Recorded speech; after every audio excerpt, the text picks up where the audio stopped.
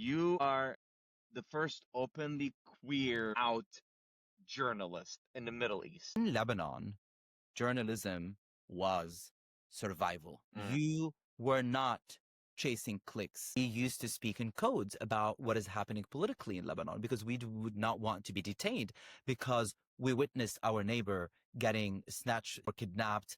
And there are so many till today Lebanese who are kidnapped in Syrian prisons. We don't know where they are. Whoever could tell the best story had the most power. So I learned a trick they usually use in CIA, and it's called elicitation. We're not going to jail, right? After this, Right, I don't think we'll that's be what I was about to. arrested. How do you gauge when you're safe to say something, right? I mean, the regime toppled, right? So maybe you're like, oh, I can talk about that time now. But what do you have to keep in mind as you're doing your like very important work? Everything. But imagine you already have all of this going on, and then on top of that, you're like, you know what? I'm just gonna come out. Why not at this extra level? Like, let's freaking go. Joe, welcome to It's Okay Habibi podcast. Thank you for being here. I am excited because, like, I've told Joe a lot about you, Amal, and I've told Amal a lot about you, Joe. So it's finally happening. Hello. Yeah, I'll let Amal do the introduction. How about that?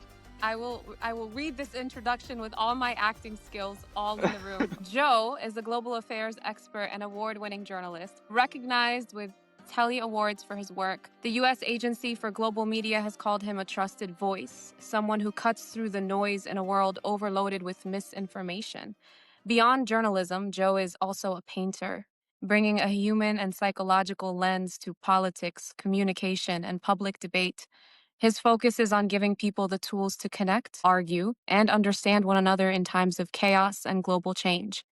He also hosts the Diplomat podcast, exploring communication, empathy, and politics and the lessons of diplomatic history, now expanding into a book. Alongside this, he leads Wise Media, tackling how psychology shapes the way we consume news and messages, and is working on a new project unpacking the media landscape in Lebanon. Give it up for Joe, silently or together. Now, Joe, did I say the media company correctly? Wise Media. Yeah. Okay. Wise Media. Welcome to the And show. last name, Joe Kawly. I know it's Kawly. spelled K-A, but that's the proper pronunciation, right, I Joe? mean, there's no h in English. westernized language, but to make it easy, usually for people in the United States, I usually say, imagine it's in Spanish or in Mexico and it's written in J because J is Jota. So imagine like next time I'm going to travel and if I'm going to get the Mexican citizenship, I will change the K into J and then it would be Howley. It's easy. And you're like, actually, it feels familiar. That's like me because I get Noel all the time, or Amal, you get Amal instead of like Amal. I get Amal, and then I Yeah, say but Khalil. it's only one of my friends, Carla, who's Hispanic, that she actually calls me Noel. And I'm like, that actually reminds me of home. It is Noel, but like no one pronounces it like that. It's just usually like Noel and Noel or whatever. But anyway, Joe, I know you just got back from Lebanon. That was not part of our convo, but how was it? How was that trip? Grounding. Yeah? It was emotionally grounding, physically needed in terms of vacation, emotionally important to be around family, around people who get you, people who see you for who you are. Given what we're going through in the United States right now, unfortunately, who you are and how you look like today is part of political discourse. And part of me was really tired of that. And therefore, being there with my family, I didn't know how much it's precious and you cannot put a price on it until I start listening to some of my friends telling me we don't have what you have. And the only time we felt that we are around family is when you invited us over to the village. And in that moment, I knew that I'm going to Lebanon because I'm not taking my family for granted or what I have for granted and my roots and my ancestry and how I connect with all those things. But hearing it from the outside was a validating factor. Mm, yeah. I mean, well, a little background though on our relationship, going back to You- why was it important. I don't know you. Exactly. So I have not met Joe in person yet, but we met like through social media, and I remember the video that introduced me to him. He was very outspoken about there was this like extremist Christian religious group in Lebanon that were like just going down and like destroying parts of like Ashrafiyya city because they're like against like queer pride was trying to be happening, I guess, in Lebanon. I didn't like the rainbows. Correct me if I'm missing that. مجربة. And like Joe had a video that went really viral about it and basically telling all like the popular like singers or like artists in Lebanon was like, I didn't even hear you to speak up. Like you work with like queer artists. They do your hair, they do the makeup, they do your video clip, you do your closing. Like they literally are they created you basically. You cannot survive without it. No one have said anything. Everybody just trying, oh, it's not my problem, similar to like what we hear a lot about Palestine. But that's kind of like how I ran into like Joe and was like knowing more about him. And to be honest with you, it's been like personally really helpful for me that relationship because Joe had like similar Christian upbringing like me, but I grew up Palestinian Lebanon. He's Lebanese, but he's been extremely outspoken, even like about Palestine. And that is something that I still until today have not even heard from like even family members or close friends that I grew up with. And like here I am with like this stranger online that is like I'm relating more to and I feel more seen by him. So I think that was like really helpful for me. And we talked a lot of talked a lot about like going back to our roots and like I remember one time we were like, I just want to go sit under like an olive tree. Just go do that. That's when like the whole genocide is happening and like we're just exhausted. That's what I did. I Yes. did. Literally went to Lebanon and I showed videos of me just sitting under an olive tree and eating sage, which is the thin bread that we make in villages with just tomatoes and olive oil and salt. As simple as that, because, I grew up in this household during the war and I'm not ashamed of that part of who I am. Yeah. My favorite video is you making pomegranate molasses with Yes, your that mom and too. aunt. Yeah. That was like such a that's similar to like your experience, Amal, with the shish parak when you came over and you made it with my mom. It's like just give you a little bit of peace of home that we just missed. Like all of us just living here and we're like, where is home? So we're still looking for it. Question, you mentioned they said to you, your friend said, we don't have what you have. Can you provide what do you mean? In what context? There are no perfect families. We all struggle with some dysfunctionalities that we want to fix, whether from our side, from another member of the family side. And I was talking to a friend of mine yesterday. He's one of my best friends. We were like friends since we were 5 years old. So in Lebanon, now he's in Boston. So we know a lot of our dynamics. And we were talking about some issues, specifically about communication. Like, why don't you say that? Like, why don't you be present or communicate how you feel?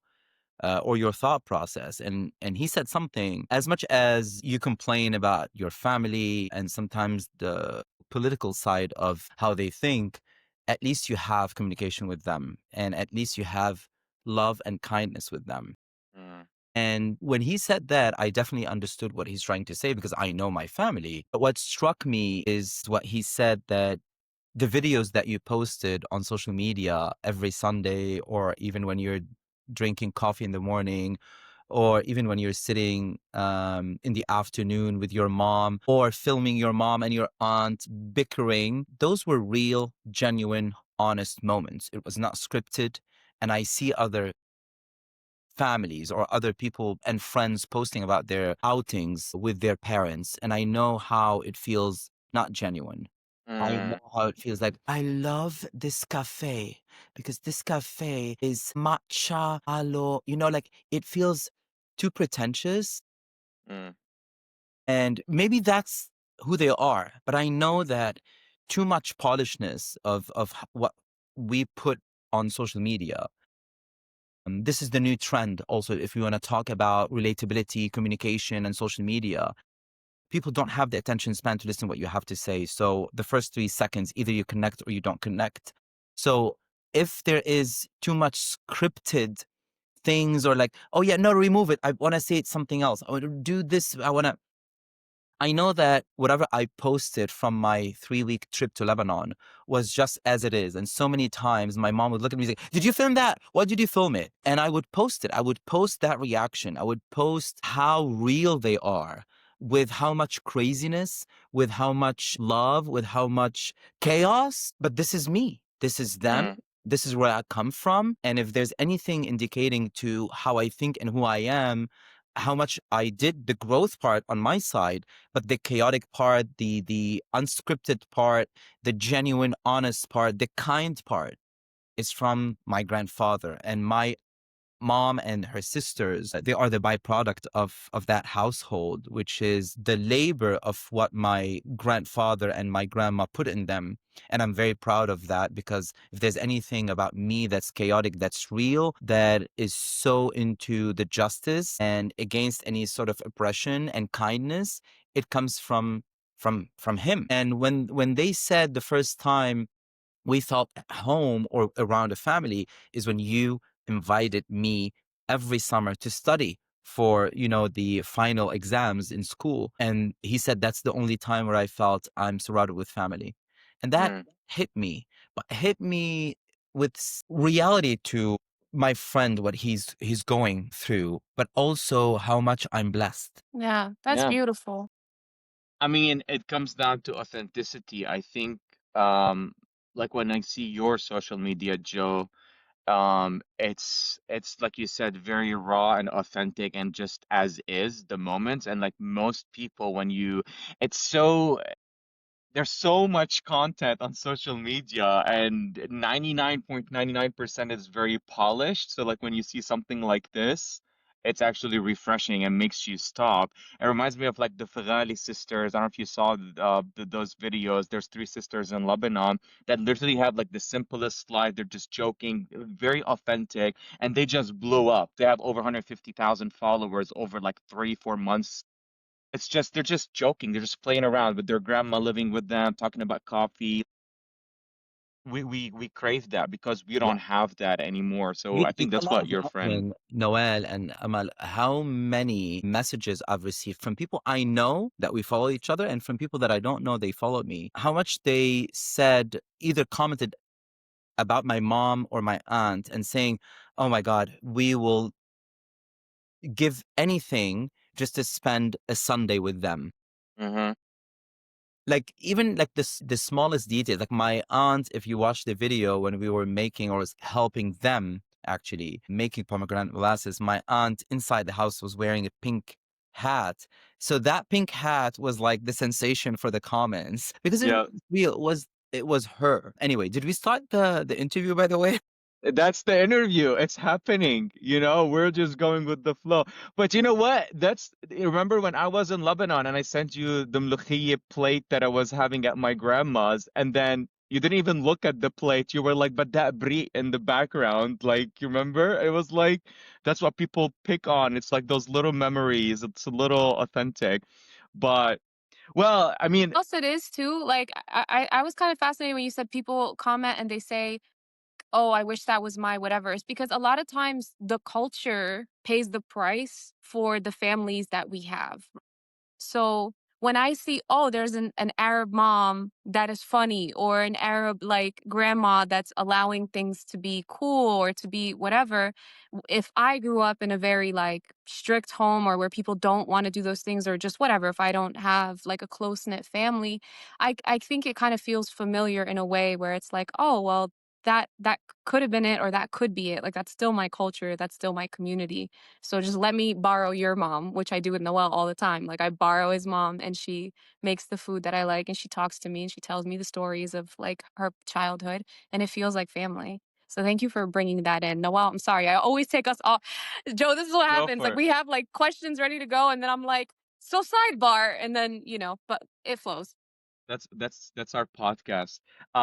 Joe, I know we were talking about like journey in Lebanon and whatnot, but what's really important to segue into, you've lived on like what, three continents, you speak multiple languages, I think it was four languages. So you started doing like a lot of journalism in Lebanon, but then you moved here and you're doing journalism here, and you've done journalism like in other areas. what have you noticed like the difference between even your start and today, and like what was the difference between journalism in the Middle East and compared to here? I want to say that I grew up as a child noticing things around me in the Arab culture, specifically in media. The last night before I came back from my vacation, I was visiting my aunt in Anteliers, which is in the suburbs outside skirts of the Beirut suburbs. And we start watching videos, like VHS videos. I mean, it's digitized now, so you can watch it on your computer, but the content or the material was filmed on, those VHS videos. And they made me watch, when I was probably 7 or 8, the New Year's Eve, and I was pretending that I was holding a remote control, and I was reporting from the house, and I was making like reporting sarcastically. It's like, so now we're reporting from um Sessin Ashrafiyeh in Beirut, from my aunt's place, and we can see that everyone is celebrating New Year's Eve. We are like 10 minutes countdown to the new year, and the celebration here, as you can see, everyone is asleep. My grandma is snoring.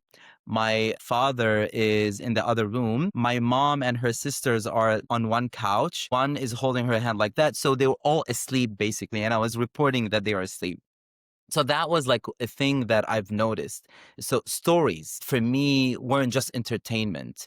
They living in that post civil war era, being an 80 kids right before the 90s, right before things started, being fixed in Lebanon. So those stories were not entertainment for me. They were currency. And at every dinner table or every, family gathering, New Year's Eve, Christmas, I always noticed that there's someone narrating, telling something. And as a kid, I realized that whoever could tell the best story had the most power in the room. So one of my earliest memories is that, like being in Beirut, listening to my uncle, my dad, their friends telling or retelling a war story. And the details would change every time. Every single time your uncle probably would add an embellished thing or embellished detail to make the story better. But that didn't matter, by the way. The impact was not this. That's when it clicked that truth and story aren't enemies, they are partners. And I learned that, and coming to see the difference in the United States or Western journalism, often it strips things down to facts alone. New York Times, like they tell you, oh, we only care about what is the fact, no emotions. But Arabs taught me something different. Visited many Arab countries as a roving reporter with Sky News, from Syria to UAE to Egypt to Jordan to Kurdistan even. No, taught me that context and emotion and delivery carry as much weight as the fact in the story. And that contrast, if you want, today shaped me. And I didn't just want to report, I knew that I wanted to carry that full weight of stories, whatever I am, whether I'm doing, an interview on TV or my explainers on social media or on stage doing story. So fact versus story is how people should think. And we can only remember facts if they are in this context. So that system of the Middle East or Arab countries and here, it just taught me how to do stories the way that look like me. I don't need one narrative of telling a story or even reporting the facts, because I'm still reporting the fact or the story and it has to look like me. And it's a mistake that I've done early in my career, that I wanted to adapt or adopt, actually. I wanted to adopt a persona And I've seen this, and it hurts me when I see it with young people or someone who jumps on TV for the first time or in front of a camera. The first thing they do is they do this, and it hurts my eyes. It's an eyesore because like, you don't talk like that. Like I'm talking like this right now with my hands. So no one talks like this. And even when I'm talking on camera with my explainers, I try to be like this as I explain with my hand gestures. Be as much as you are, tell the story, report, be on camera the way you are, not by adopting a persona. And that's what I did early on. And it took me probably, I don't know, 15 years, 20 years to learn that mistake. So you're saying you had to adopt a persona back then, and you see it still happening over here, but the difference is that in the US, they are driven by the fact first, and then maybe they slide in the emotions to play on people's viewers. But then in the Middle East, emotions comes first, and then here's the fact. Yeah.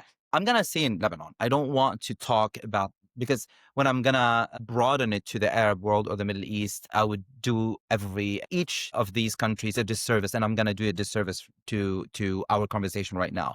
In Lebanon, journalism was survival. Mm, You were not chasing clicks. I was not. I worked in 4 different channels. In New TV, I started when I was 19, and then LBC, and then MTV, and then I moved to the UAE to work for Sky News. We were chasing safety. mm, Every word could get me in trouble. mm, So we learned, or I learned in this environment, we learned to write in codes, to use what we call in the Arab world hikmah, or the wisdom that's half courage, half restraint in mm. journalism, because we had the Syrian intelligence occupying Lebanon. So that's really quickly in Lebanon. In the United States, journalism, what I was trying to say, has its own pressures, but they're different. The speed of social media, the speed of how the lifestyle is, going to work, coming back, going to the gym and coming back, and I cannot see you until like next week on the calendar. That's not the case in the Arab world. That's not the case in Lebanon. You can see your friends every day. You can create time every day. And if you can, you bring everyone to the table. If someone calls you and you are having a drink somewhere, or you're having dinner somewhere, you tell them, "Oh, I'm here. Come." They will come, and then a dinner of 2 becomes a dinner of 6 or 7. Yeah. The flood also of opinions in the United States, the fight for attention because of the floods of opinions, op-eds, and you have so many news outlets before even social media. I'm talking about when I moved here 15 years ago, there was a flood of opinions. In Lebanon, I grew up knowing a few Okay. names. Few names. Those are the names, and I want to be them. I wanted to be like them. Yeah. So here, both worlds, Lebanon or in the United States, I felt they wrestle with the truth. But the difference is in how in Beirut, a bad headline could get you silenced. And I think today in the United States, it could get you ignored. Or even before, if you say something on an op-ed that no one likes, it's ignored. So both are dangerous, but in different ways. And I learned to navigate both. I totally forgot about like the Syrian intelligence in Lebanon, but that makes so sense. It's so scary. Like I can only imagine. Like you have to, Amal, you're not aware of that, but that was a period of Lebanon right after like the civil war, where like supposedly Syrian kind of occupied, like the Syrian regime, who Bashar al-Assad, that is no longer now in Syria, but they took over like the intelligence, I guess, around Lebanon, where like basically they controlled the government in Lebanon. Like we had a government, but it's basically controlled by the Syria, and you were not allowed to even speak about anything that there's no opinions. It was They used to threaten if a political talk show would talk about anything that's remotely the truth about the election or how the Syrian intelligence or someone who's in Anjar, they used to stay in Anjar, the head of, the governor of Lebanon who's appointed by Bashar al-Assad. They used to threaten to take licenses, right, mm, from TV channels. And I don't know what are the similarities here right now in the United States, huh? it's happening. Is it? Welcome. I I didn't have say a lot of anything. questions. I didn't say anything either. I saying it. I'm seeing it.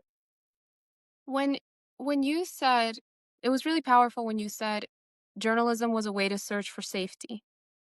I really want to go into that a little bit because as we see it, especially now in Palestine, like press vest is the way to attract danger, and you're safer if you take it off, right? And so when you said searching for safety, are you meaning like getting the word out to get help? What do you mean by searching for safety? How does getting in front of the camera manifest safety? Or is it like a bigger picture thing? In two ways, literally safety as physical safety. I remember in 2006, getting in front of the camera, reporting was still at the same time searching for safety because I would not know at what time a rocket would land next to me, right? Or even when I traveled and covered the Syrian civil war in 2012, I was in Aleppo and I was doing an interview with one of the Syrian opposition leaders back then, and a rocket literally landed in front of me, in front of us. So I was still, while being on air, I was still searching for safety, for the safety of my crew, for my Oh, own safety. And then metaphorically, when we try to use al-hikmah, which means the wisdom of what kind of word I should use to convey what I want to convey, but that word would not get me in trouble with the Syrian intelligence. Or even right now, if I want to say whatever I want to say, but I won't get in trouble with Meta, right? With social mhm, media now. mhm, So mhm. that is not only a lesson for me as a journalist or with my employer or with the society and what I'm going to say. Now it's everyone. Everyone has to say whatever they want to say, right? As communicators, because everyone is a communicator right now. They have a platform, which is our social media accounts. And if you don't navigate for the safety and finding the words that won't get you in trouble, won't get you canceled, literally, won't get you suspended. So it's so wrong to say that it's the same lens mistake, which is assuming freedom of speech means freedom everywhere when in many cultures, speech is survival strategy. I grew up in Lebanon again for 15 years, and all the generation of my parents and grandparents, it was a survival for safety. We used to speak in codes about what is happening politically in Lebanon because we would not want to be detained because we witnessed our neighbor getting snatched from the street, snatched from the street or kidnapped. And there are so many till today Lebanese who are kidnapped in Syrian prisons. We don't know where they are. Literally, we don't know where they are. And when they went, the first thing when the Assad regime got toppled, right? Many of the Lebanese media went to search for their loved ones because they never heard anything about them because they disappeared in Syrian prisons under the Bashar regime or Assad regime, even his father, Hafiz al-Assad, right? So we used to speak in codes in a society, not as journalists, but also as journalists because we have the spotlight on us. We're covering something, we have to tell the truth. If this election was meddled by the Syrian intelligence or a Syrian regime, how do we say that? How do we say what word do we use, right? Do we use occupation or presence? Do we say Syrian occupation? If you say that, your show is shut down or your entire company as a TV channel is shut down. It happened with MTV. It happened in MTV before. So you would say, you soften it.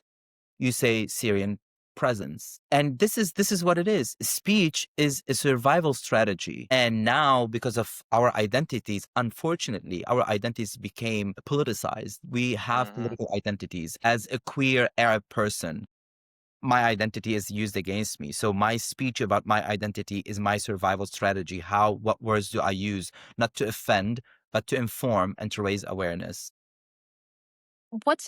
If you can give an example of like a code that you would use and what it means, can you share one? Yeah, I mean, just like the one that I shared earlier, right? Like we don't say Syrian army occupation, but it was an Even occupation. amongst friends and We like family, it. like you could. Yeah. You won't say so among friends and family to go to something an anecdotal evidence, but also as a joke because it is a I joke. love that he says anecdotal evidence. Like we clearly have a journalist in the room. He's anecdotal evidence. Okay, sorry, continue. Something funny, I remember when I was in the university, in college, undergrad, I was in the student body of the university. And obviously, I was the group of students that are against the Syrian presence. Back then, that's what we used to say, because the president and the entire university as administration are pro-Syrian occupation, or they are appointed by them to that point. So we never used to say that, oh, we cannot talk about this. We used to whisper. And if we don't whisper, we don't mention, for instance, the Syrian intelligence. We used to say ka'ak, ka'ak. Ka'ak means I remember. the piece of bread, right, that's sold by vendors on the street. So we used to say like a big cookie that's actually savory. It's not sweet. But there are street vendors. Some of them Lebanese, some of them are not Lebanese, some of them are Syrians. But in order for us to say, we used to say two words to indicate or signal that we cannot say anything right now, because at the entrance of the university, there's a ka'ak vendor, a vendor who's selling ka'ak or those cookies. And we say, which means immediately we know that we're not supposed to say anything. Or something else we used to say, Because it could be a spy. because it could be, it's Syrian intelligence. Yes, yes. Thank you for Wow. yes. Or you used to say istikhbakh, like not say istikhbarat, because istikhbarat But means intelligence. So we used to say like a weird, stupid istikhbakh. Or I Is that remember like those. gibberish? No, it's yeah. yeah, yeah. It's like instead of saying intelligence, you say int, ing, Or whatever. you say, Like you, or yeah. intel bell, something like this. Like, it doesn't mean anything, but it becomes a word, a consensus word, right? Everyone knows if you say that, then you're not supposed. Or, for instance, I would say, Amel, don't mention anything in front of Noel. He's gak.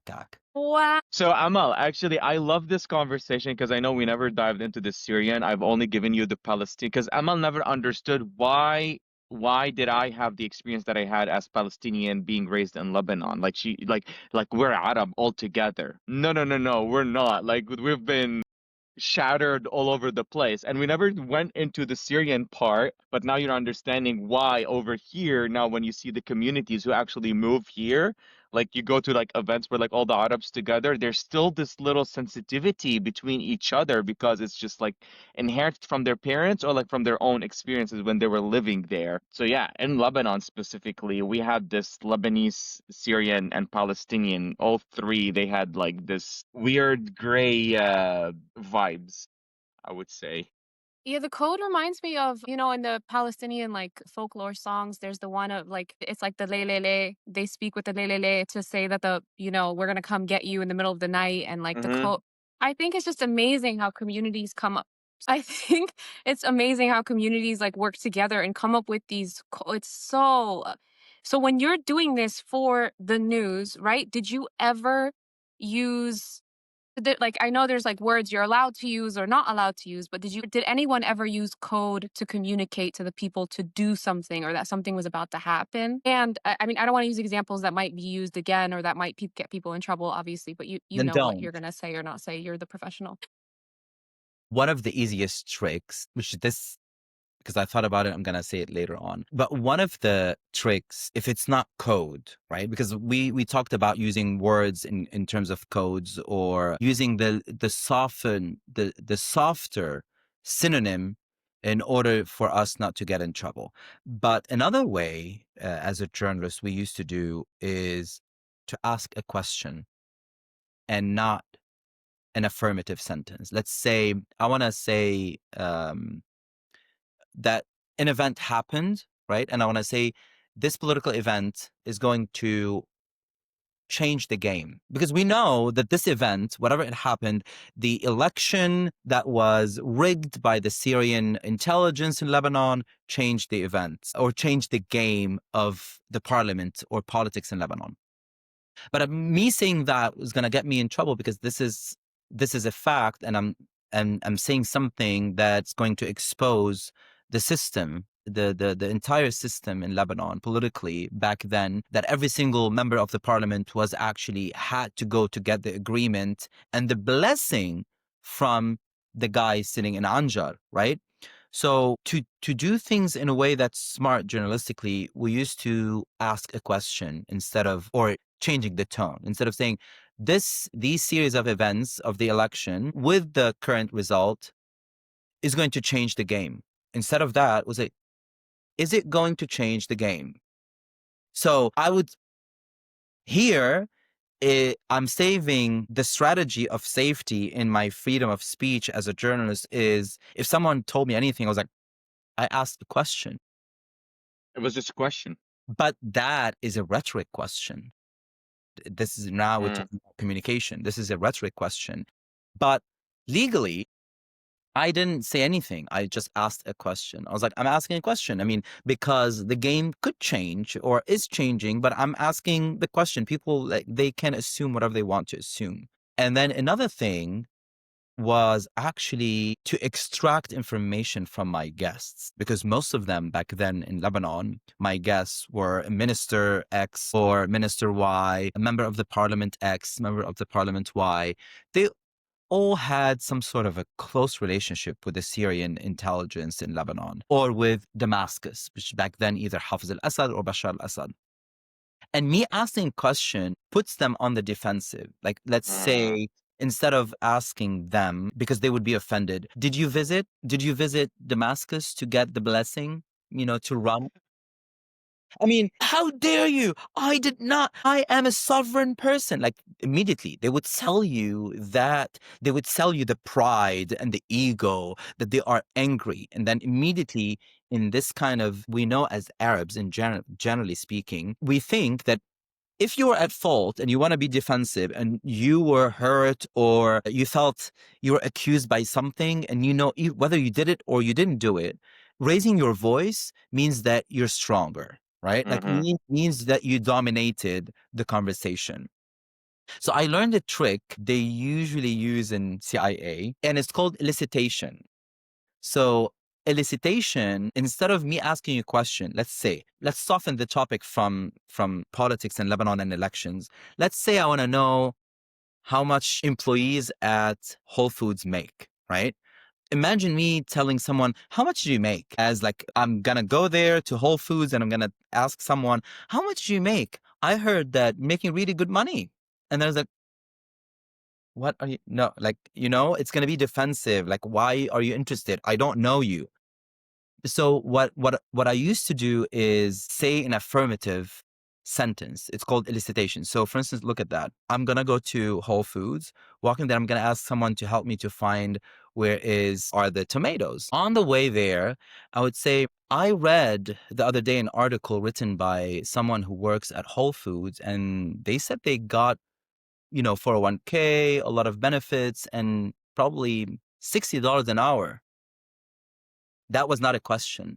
That was an affirmative elicitation. And I was like, where did he hear that? I don't make that. I make $20. He gave me all the information that I need because I didn't put them on the defense. I didn't put them on the pedestal when I asked a question, because a question at the end requires an answer. So the pause, the space between the question asked and the tone, the tonality of like, did you do that? There's that space that puts someone not at ease, and they feel that, what is the right answer to say right now? Am I going to be real? Am I going to be honest? Am I going to be genuine? Am I going to lie? Does that person going to hurt me with the information? So should I lie? Should I say the truth? But when you say like that technique elicitation, so one of the techniques to apply it with the member of the parliament in Lebanon, I one time visited someone who was newly elected, and I didn't know. I literally didn't know if he visited or he didn't visit Damascus to get the blessing from Bashar al-Assad. But what I said, I was like, I did an interview last week with this member of the parliament who won fair and square and with large amount of voter numbers, just like you. And he told me that he visited Damascus and he got the blessing. And I stopped. And he's like, you think that he did it all by himself? Everyone. So he was like, immediately he was like offended that I'm describing an event so special to someone else. So he wanted to feel included. And he told But if I told him if you did, that would be accusatory. Direct. Yeah. Yeah. You're welcome. I gave Wow. you something. You guys, I feel now I'm sitting going through all my interactions with other human beings, and I was like, how many times was I manipulated? Reframe it all. Yes. Yeah. And I wish people would know more about what you said because as an actor, people will walk up to me and say, oh, how much did you make for that? Like, what do you get paid for that? And I'm like, what are you? It is offensive. It is. But had they said, like, oh, I heard you get like $30,000 for a day as a co It's a star, I'd be like, conversation. who said that? Like, you're It's a right. conversation. Yes. Yeah. Oh my You're God. We need like inviting them 9 in. episodes with you because I have like 90 million questions, man. Noel, your turn. I'm very sorry. I will stop. No. I love this guy. Here, listen, we have a million topics that we can talk about. We can have part 3, 4, 5, 6 with Joe, as much as he Okay, would then I want have to one more come back to. question. Just to wrap up the regime conversation. Cuz I am again, like I know I'm joking a lot, but I'm in awe Joe, of we're your not going to jail, right? Because of Amal after this. right, I don't think we'll that's be what I was about to arrested. not us going to jail, but like, first of all, how do you gauge I'm in awe of your courage and how do you gauge when you're safe to say something, right? I mean, the regime toppled, right? So maybe you're like, oh, I can talk about that time now. But like, how do you gauge when you're safe to say something or not? And like, are you in danger now from anybody else? Like, what else are you keeping in mind from your day to day? Like, I know that's a sharp shift, but like, what do you have to keep in mind as you're doing your like very important work? Everything. To be honest with you, I mute Alexa at home. Let's start from there. With some of the stories that I post on social media, in order for me not to get in trouble, again, to be suspended, because my account was suspended like 3, 4 times and for like long period of times for many things, for either my identity or because of what I said, which is never something fake. Like never something fake. So lately, what I try to do is I ask again a question. And as a disclaimer, and we're seeing it more often right now on social media, people would say anything or post something, whether it's a video or comments or their opinion. And in the beginning of the sentence, they would say for educational purposes. Um, so now, if I say something, I use my journalism background and my journalist identity to say, from a journalistic perspective, I'm going to ask a few questions 1, 2, 3, 4, 5. So those questions would be perfectly crafted to be an opinion, but I simply add a question mark at the end. So I use the old tricks that I used to use with the Syrian regime back early 2000s. Imagine like 25 years ago. A lot to learn, a lot of experience. Honestly, Joe, like this, I mean, people who live on this side of the world, I don't think they understand what we're talking about. Yeah. Like the experience level that you get having to do just a job under all this stress. You're just a reporter. Like people are like, I want to go tell the truth. I want to go help people. No. You're maneuvering so many areas to try to still get the message, to still be authentic, to still keep your integrity in check, to still not be bought and be silented and not be killed. Yeah. All at the same time. That's a lot. There's a lot.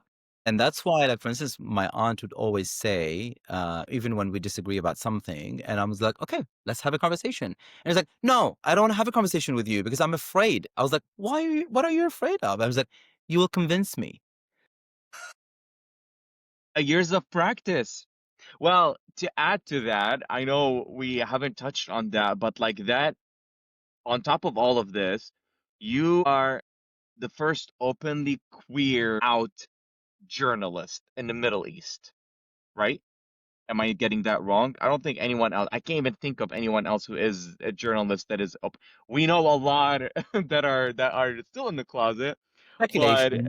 but imagine you already have all of this going on, and then on top of that, you're like, you know what? I'm just Mhm. gonna come out. Why not add this extra level? Like, Let's freaking go. Like, might as well. If I'm not killed by the political regime, let me just be killed by society. Let's do this. You know what?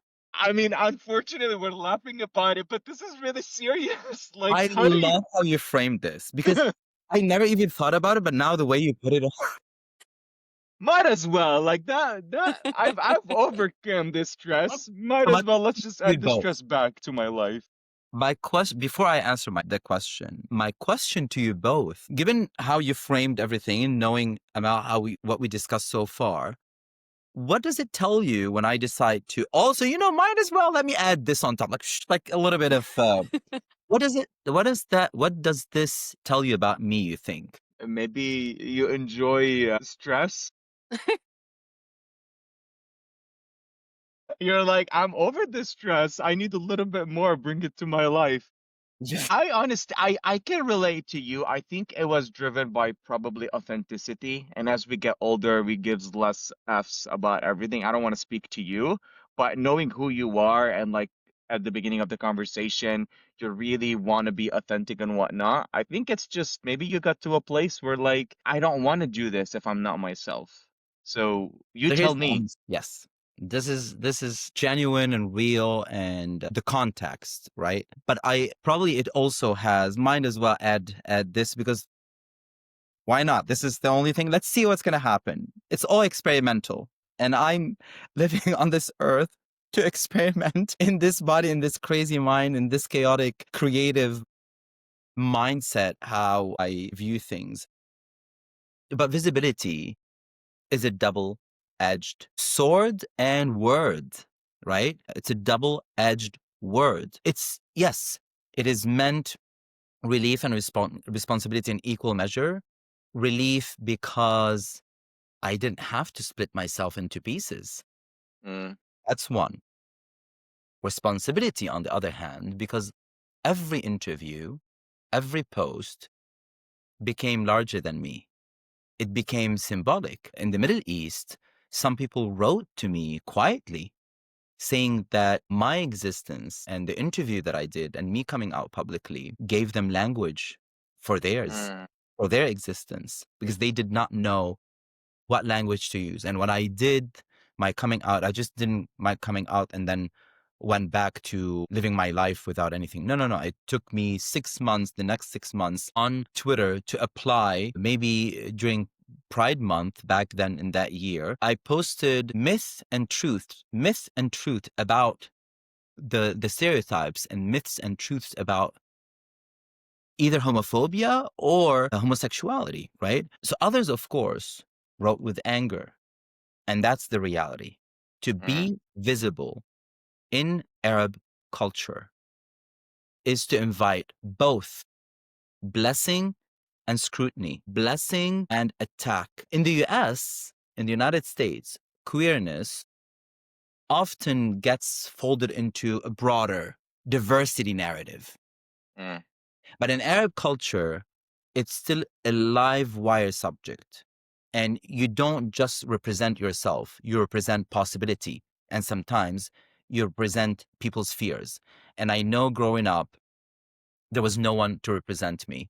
I looked on TV, there was no one who looked like me. I looked on TV, there was only stereotypical, shitty characters of queerness, of gay people.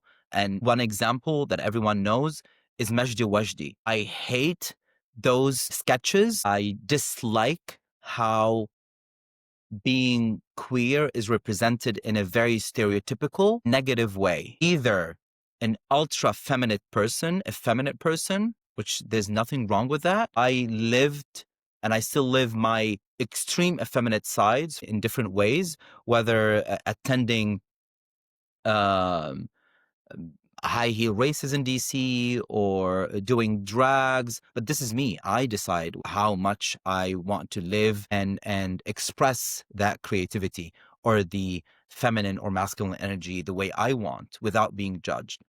But because of that, I had a responsibility. We talked earlier about, it's a choice. So what I decided is not to be silenced because mhm, what I did, everything else that I mentioned earlier, and I wanted someone else to grow up looking at TV and saying, there is someone who did grow up here, who traveled, and now he's covering war zones. And look who he is. He's not like Majdi Wajdi. He's not the stereotypical thing. For them, for that little gay Arab person in the Arab world, and for the homophobes Mm-hmm. who thought that we we are all painted in one brush. We're not all painted in one brush, right? And I use different arguments. Like I grew up watching Disney princesses and prince kissing. I did not become a straight person. Sorry. True. I tried. I'm Never gonna thought tell you about it like that. Well, I'm gonna tell you something. I swear to God, I tried. And this is the thing. It's so absurd and ridiculous to think that anyone would choose something to put them in danger. Like, does anyone really did anyone take 5 seconds to think, oh, yeah, gay people, you know what? They love being gay because they love being attacked. They love being bullied since they were 5. They think it's mostly they just like it because they like the sex. Yeah, it's But very most perceived as people don't get that. Do We're not that. there. Yeah. We're not gonna go there because there are Yeah. so many gay people that Yep. are asexual. So it's not about this. Exactly. Exactly. When someone But is 5 or 10 is not thinking about sex, is thinking about attraction. So but that's what most people think, though. when I was 5, for instance, I always used to. This is a funny thing. We used to watch dubbed Mexican soap opera in Lebanon after the war. I don't know if you know that, Amel, but there was always the hero, and I was always attracted to the hero with the chest here, like showing like the chest here. So I was like, oh my God, please show me more. That was like 5 years old. I know nothing about sex. I know nothing about marriage, to a point that the gullible, stupid, innocent child in me, we were playing with the neighbors' kids. Eliane. Oh my God, I said the name. It's fine. We can crop it. No, it's fine. It's fine. I don't think she is with us anymore. She went to a different life, but even if she does, it doesn't matter. Because I'm not saying anything about her. We used to play also like those characters, like Antonio, Raquel. So she wanted to be Raquel, even though I wanted to be Raquel. But fine, Eliane, you want be what you want to be. And while playing, we decided like the kissing scene. So I kissed her on the lips, like smack. This is gonna be like, yeah. In the afternoon, I start having stomach ache. No, Sorry.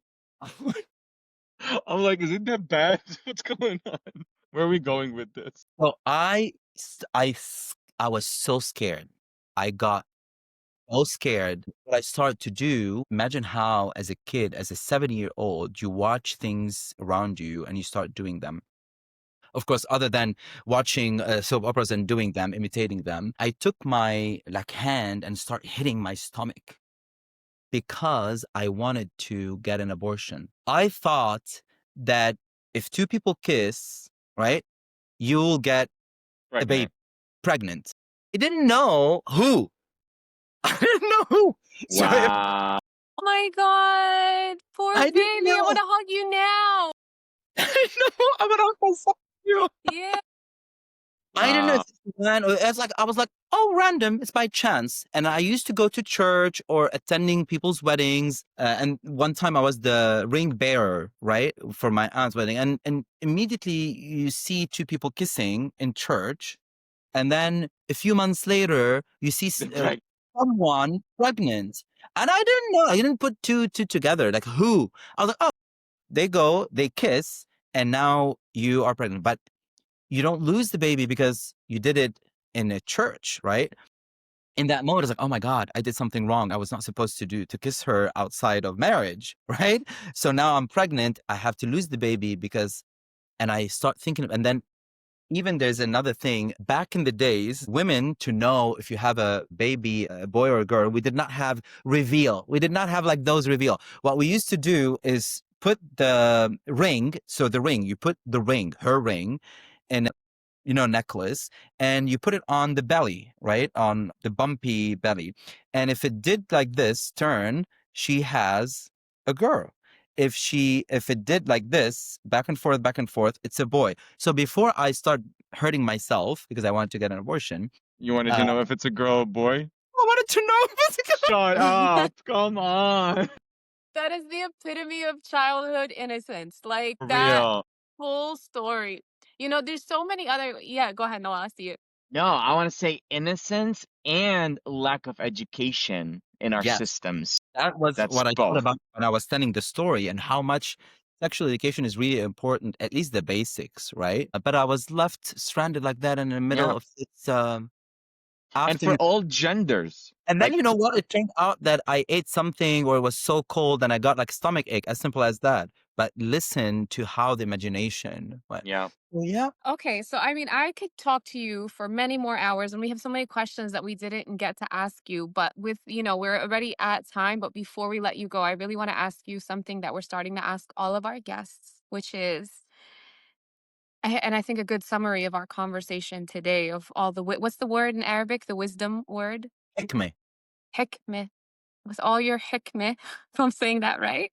What's Yes. something in your life that you've learned to say, it's okay to? It's okay to Yeah. have two different contradicting emotions at the same time.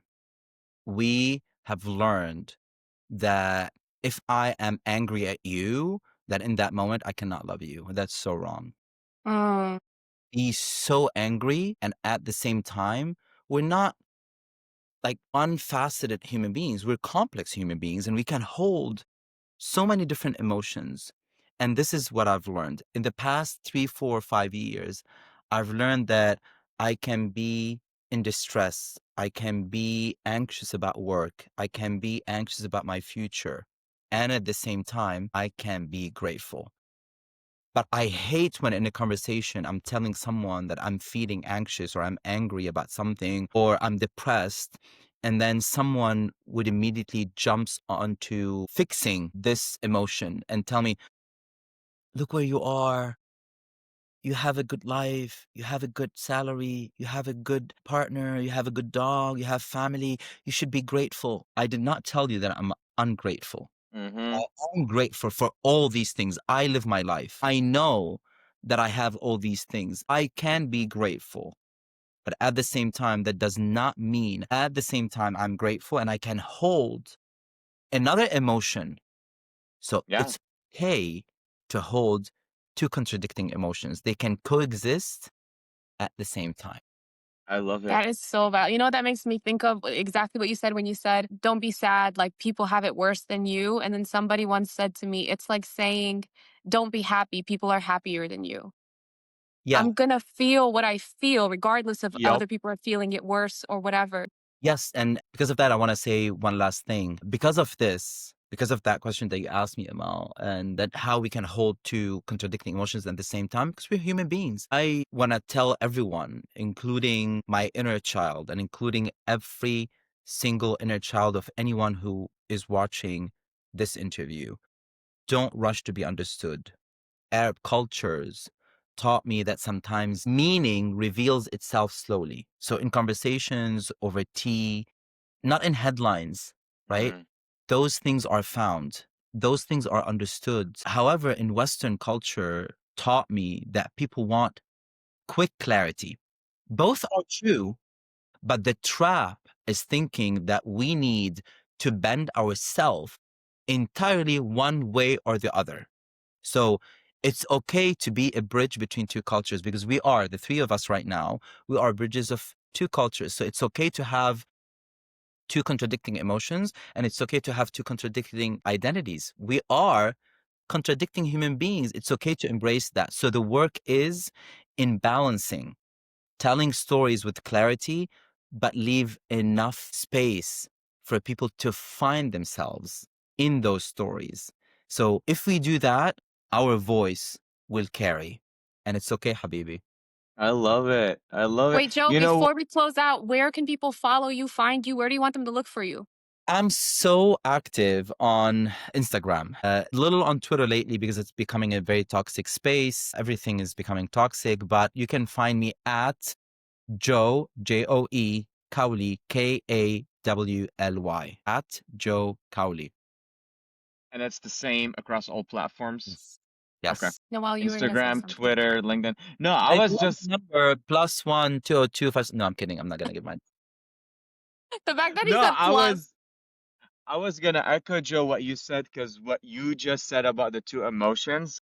Actually, that's something my husband taught me a couple years ago when COVID was happening. My grandpa died, and my mom was just mourning his death, and she moved here. Like she didn't move here, she just was visiting us here for Christmas. And then that was like 4 months later, and then on Christmas she was making, the sablé, like petit four for Christmas, because like that's what we do.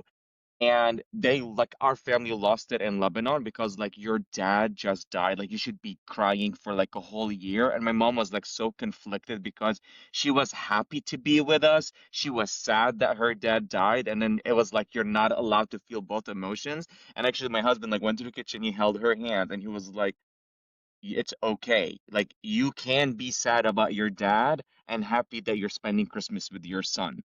Both emotions are okay. And that was like mind blowing to me because I even was conflicted. I was like, yeah, but maybe don't tell my grandma that we're making sablé. Like we'll just eat them in secret or whatever. But yeah, I just love that you highlighted that.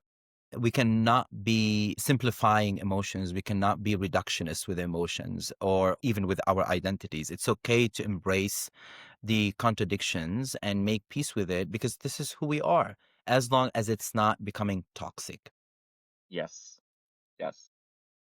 Joe, thank you so much. We didn't even get to half of the topics we wanted to talk about. We didn't even Wow, dive there's only deeper. one we can talk about, which is AI and communication. That's it. No, but like even the queerness, I had so many questions. You don't understand. I was trying to hold back because I'm so scared of the clock. I don't even know how to do those interviews like we're learning it. So it's just like so much we need to talk about. We would Maybe love to next have time. you, yes, again, and then like have even a deeper dive. But yes, thank you so much for the time. Thank you for the little tips. Thank you, We Joe. want to talk more about like even the US and like how things are flowing and social media and like it's a Yes, and I huge want to talk change. about your other endeavors because I see a storyteller in you, and I'm like, did you think about acting? We have more to talk about, so Yes. please, please come back and join us I again. became second yesterday on the Moth. I wanted to, win because I wanted to go to the Grand Slam. Oh my God, the moth is such a big deal. Mabruk, even just being there. Oh my God. See, Thank Yes. you. we should have started there. I would have lost it. I would have been asking for tips about how to get on the moth. Okay, we need to have you back. We're so over Part time. Thank you two. for staying with us over time too. We Yes. appreciate it. Thank you, Bye, Joe. guys. All Bye. right. Till Bye. next time. Bye. Thank you for listening to this episode. If you enjoyed this conversation, please consider leaving a comment and a review. It helps us improve and reach more people. We're all just trying to figure it out one conversation at a time. So go easy on yourself, trust the process, and remember, it's okay, Habibi.